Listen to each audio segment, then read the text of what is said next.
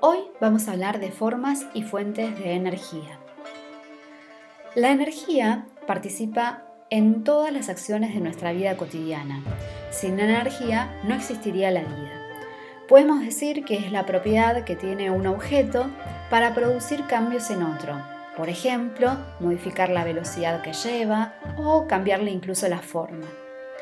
Las unidades que más se usan para energía son el joule, que se representa con la letra J mayúscula, en honor a James Joule, quien estudió las distintas formas o las distintas manifestaciones de la energía en los sistemas materiales. Y también hablamos de calorías, que se representan con las siglas CAL.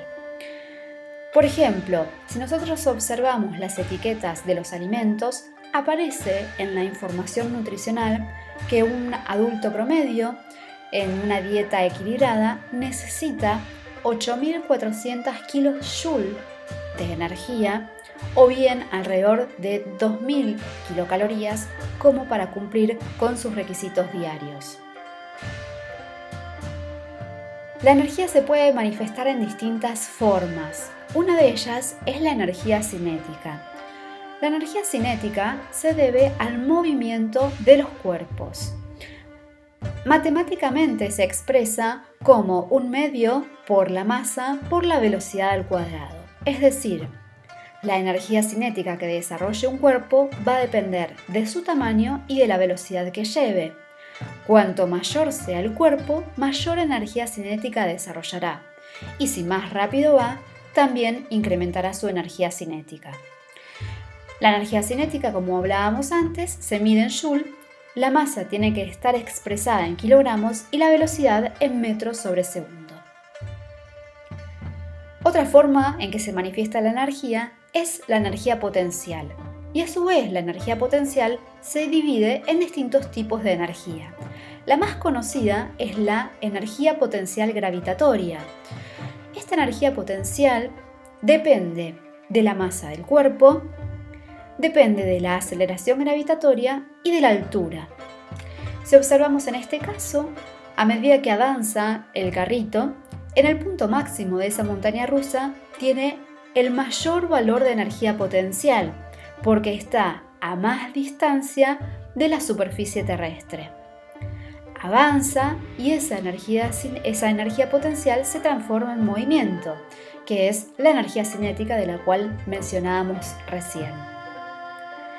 Entonces, en la cima de la montaña la energía potencial es máxima, pero el carrito, al estar momentáneamente detenido, su energía cinética es nula. A medida que va avanzando, por el contrario, la energía potencial disminuye y la energía cinética aumentó, porque allí tiene mayor velocidad el carrito. Y así podríamos seguir analizando en cada punto de esa montaña los valores de energía cinética y potencial, cómo se van modificando. En esta ecuación, la energía potencial se obtiene también en joule, la masa se expresa en kilogramos, la aceleración gravitatoria en promedio es de 9,8 metros sobre segundo cuadrado y la altura, es decir, la distancia que separa el cuerpo de la superficie terrestre, se expresa en metros. Otra forma en la que se manifiesta la energía potencial, la vamos a ver más adelante, es la elástica. Pero si analizamos esto, tenemos una persona que sostiene una pelota a una determinada altura, es decir, su energía potencial es máxima. Una vez que lanza o suelta en realidad esa pelota, la energía potencial va disminuyendo porque la altura decrece. Gana energía de movimiento, es decir, cinética, hasta llegar un momento en donde ese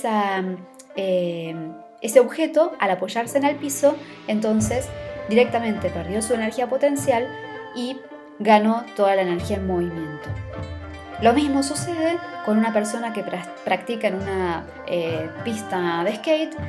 En el momento en que se encuentra en la parte más alta, su energía potencial es máxima y a medida que va bajando, aumenta su movimiento, por lo tanto, esa energía potencial se va transformando en energía cinética. La suma de energía potencial y cinética en cada punto de esos movimientos se denomina energía mecánica. Y se supone que si no hay roce, es siempre la misma. La energía potencial elástica que mencionaba recién se debe a aquellos cuerpos con características elásticas, como lo dice la palabra, es decir, luego de las deformaciones recuperan su forma inicial. Tienen la energía acumulada, por ejemplo, esta soga tensada, esperando a ser lanzada a la flecha, tiene una energía potencial acumulada. Una vez que se suelta, entonces, esa energía se transformó en movimiento. También es característica de los resortes. El resorte acumula una determinada energía potencial cuando está comprimido y luego esa energía se transformó en movimiento cuando se lo suelta. La energía potencial química se debe al enlace o a los enlaces que forman los distintos compuestos. Es típica, por ejemplo, de la energía contenida en los alimentos, que por supuesto luego se traslada a nuestro cuerpo una vez que los ingerimos, o también es la energía que acumulan los combustibles o que encontramos en las pilas. Y la otra forma de energía potencial es la eléctrica. La energía eléctrica se debe a la circulación de electrones en cuerpos conductores, siempre del lugar de mayor potencial al de menor potencial y verificando que el circuito esté cerrado. La energía térmica o interna es otra forma en la que se manifiesta la energía, en este caso es la energía característica de cualquier cuerpo, ya sea porque se movió o porque incorporó sustancias que le aportaron energía. La energía radiante es la que se transfiere a través de ondas electromagnéticas entre los cuerpos. Y en este caso los cuerpos no están en contacto, son cuerpos que están separados incluso a grandes distancias. Por ejemplo, la energía que proviene del Sol, la energía también que corresponde a aquellos cuerpos que tienen muy altas temperaturas, son cuerpos incandescentes, como por ejemplo las brasas que quedan después de hacer una comida, un asado. Y la energía nuclear es la última forma en que se manifiesta la energía. Es una energía debida a la ruptura de núcleos atómicos. Podría ser ruptura o podría ser fusión, pero en realidad cuando uno habla de energía nuclear principalmente se está refiriendo a la fisión de núcleos atómicos de alta masa atómica. Esas formas de energía son los tipos en los que se manifiesta, distinto a las fuentes de energía. Las fuentes tienen que ver con de dónde proviene la energía que usamos cotidianamente. Bueno, puede provenir de recursos renovables o de recursos no renovables. Los primeros son aquellos que se encuentran en disposición en grandes cantidades. Son recursos que se pueden recuperar y se los considera más limpios. Mientras que los recursos no renovables son aquellos que en algún momento se van a acabar. Se los considera agotables, no recuperables. Dentro de los recursos renovables podemos encontrar a la energía solar. La energía solar es la que aprovecha la energía proveniente del sol y a través de dispositivos como pueden ser, por ejemplo, las celdas solares o los termos solares, lo que se obtiene justamente es energía limpia para, por ejemplo, calefaccionar una vivienda o para producir energía eléctrica, por ejemplo. La energía eólica es otra fuente renovable, en este caso se aprovecha los recursos del viento. La energía cinética o de movimiento del viento pasa por los aerogeneradores, que son molinos formados por 3 aspas de grandes dimensiones. Las aspas pueden medir hasta 3, 4, 5 metros y las torres de esos molinos también son muy elevadas. Como son tan voluminosos, al igual que los dispositivos o paneles solares, tienen que ubicarse en zonas geográficas que justamente estén alejadas de los centros urbanos y que sean muy espaciosas. Entonces, en este caso, la energía cinética se va a convertir en energía eléctrica que luego pasa al sistema interconectado nacional. La energía hidroeléctrica es una fuente energética que aprovecha los recursos hídricos, es decir, sobre todo los cursos de ríos que hay en un país. La masa de agua se acumula en la parte superior. En la parte superior se ve una forma de lago o laguna. Allí tenemos energía potencial acumulada. Esa energía potencial, una vez que pasa por el embalse, aquí adentro hay una serie de turbinas, se transforma en energía cinética, es decir, de movimiento. Accionan las turbinas y a partir de generadores se produce la electricidad. Otras formas de energías renovables son la energía mareomotriz, bastante similar a la forma de obtención de la energía eólica, porque en este caso, lo que hace es aprovechar la energía cinética pero del mar. No es tan difundida esta fuente energética. Son pocos países los que la desarrollan. La energía geotérmica aprovecha las altas temperaturas que hay en el interior de la Tierra. A distintas profundidades las temperaturas varían. Naturalmente lo podemos encontrar en los géiseres y hay algunos emprendimientos de energía geotérmica, como ser los centros termales, esos centros de relajación o centros turísticos, justamente en donde se aprovechan los beneficios del agua a cierta temperatura. El último recurso renovable es la biomasa. La biomasa aprovecha los restos orgánicos, ya sea a nivel de la agricultura, a nivel de la ganadería, otros procesos industriales o incluso los recursos urbanos. Los recursos urbanos son a nivel doméstico, es decir, una persona podría llegar a preparar una especie de biodigestor a partir del cual obtiene biogás y luego conectarlo a la red de su domicilio. Los recursos no renovables o fuentes no renovables son aquellos entonces que se agotaban. Encontramos a los combustibles fósiles, el típico es el del petróleo. El petróleo se obtiene a partir de perforaciones bastante profundas en las regiones geográficas que son estudiadas justamente por ser favorables para este tipo de recursos. Y luego, con equipos de destilación fraccionada, lo que se hace es obtener los distintos subproductos del petróleo. También tenemos el gas natural. El gas natural se obtiene por perforaciones, pero un poco menos profundas que las anteriores. Y después tenemos los recursos nucleares. En este caso, los reactores o las centrales nucleares están formadas por un recinto que es el de contención. Allí se encuentra el combustible nuclear, en donde una vez que se inicia la reacción nuclear de fisión, que por supuesto es controlada, eso lo que hace es incrementar la temperatura del agua. El agua, a su vez, una vez que incrementó tanto su temperatura, se convierte en vapor, lo cual acciona la turbina y luego viene todo el proceso para accionar los generadores y producir electricidad. Lo que se observa acá son en realidad las torres de refrigeración. Acá no se emiten gases contaminantes, sino vapor de agua. De estos recursos, de estos tres que aparecen acá, en realidad los más contaminantes son los dos primeros, porque producen gases de efecto invernadero, es decir, aquellos que reducen las filtraciones que hay en la atmósfera y por lo tanto en la capa de ozono, y por lo tanto eso conlleva a un calentamiento en la temperatura en la Tierra. Mientras que las centrales nucleares en realidad no producen gases de efecto invernadero. Sí son catastróficas en el caso de la ocurrencia de accidentes, por supuesto.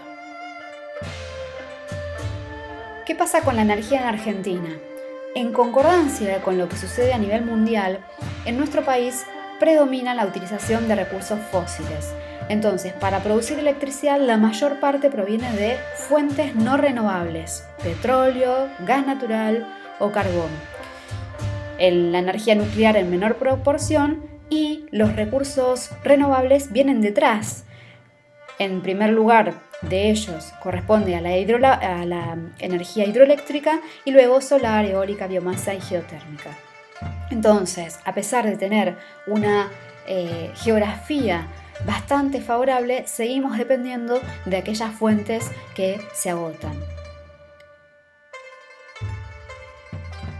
Estos mapas nos muestran alguna distribución de recursos que tenemos en el país. En cuanto a la radiación solar, la incidencia es mayor en la zona noroeste. Respecto a los vientos, los podemos observar en su mayor intensidad en la zona que linda que está cercana al Atlántico, que es toda la zona de la Patagonia.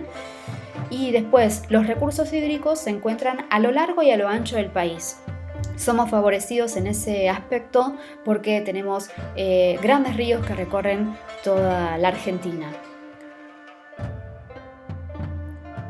Las cuencas sedimentarias, que se está refiriendo a los combustibles fósiles, las tenemos sobre todo en la Patagonia. En la zona norte de la Patagonia tenemos el famoso recurso de Vaca Muerta, que se ha hecho más conocido en los últimos años. Y después, en cuanto al potencial geotérmico, es decir, esos emprendimientos que aprovechan la energía que proviene del interior de la Tierra, lo tenemos sobre la zona oeste. Y las minas para extraer uranio y purificarlo, para luego ser aprovechado en las centrales nucleares, tenemos alguno en el sur, y en la zona cordobesa también hay una producción o purificación del enriquecimiento del uranio. Respecto de la distribución de las centrales hidroeléctricas, que dentro de los recursos renovables son las más predominantes, tenemos una gran cantidad en la zona de Neuquén. También tenemos en el área mendocina, en el norte del país, en el noroeste, pero las más importantes son la de Yacyretá, que limita con Paraguay, y la de Salto Grande, el límite con Uruguay. Son importantes al punto de que si estas centrales llegan en algún momento a tener desperfectos, pueden dejar a medio país sin electricidad, como ha sucedido hace poco tiempo. Las centrales o parques eólicos se desarrollan del sur de la provincia de Buenos Aires hacia abajo, es decir, en el área patagónica, en la zona de Pico Truncado, incluso en Tandil. En el área de Bahía Blanca también había emprendimientos asociados incluso con YPF para poder desarrollar estas centrales que no son tan costosas y realmente el recurso abunda en el sur de nuestro país. En cuanto a la utilización de energía nuclear, nuestro país cuenta con 3 centrales nucleares, no a su máxima capacidad, pero sí permanecen en funcionamiento, que son Atucha 1 y 2 en el norte de Buenos Aires y la central de Embalse en Córdoba. Y son muy importantes los centros de investigación, tanto el atómico de Ezeiza como el atómico de Bariloche, sobre todo este último a nivel mundial, por todos los desarrollos en materia de investigación que realizan. Entonces, si tuviéramos que hacer un resumen de cómo es la distribución de la energía en nuestro país, diríamos que dentro de los recursos renovables, el predominante es la energía hidroeléctrica. Aquí se puede ver en azul oscuro en distintas zonas del país. También tenemos las centrales o parques eólicos en el sur de Buenos Aires, región patagónica, alguno en el área del centro oeste. Y después tenemos en menor proporción lo que serían los recursos de energía solar, que sobre todo son a nivel doméstico, porque los parques solares, como mencionaba anteriormente, necesitan vastas regiones para poder instalarse.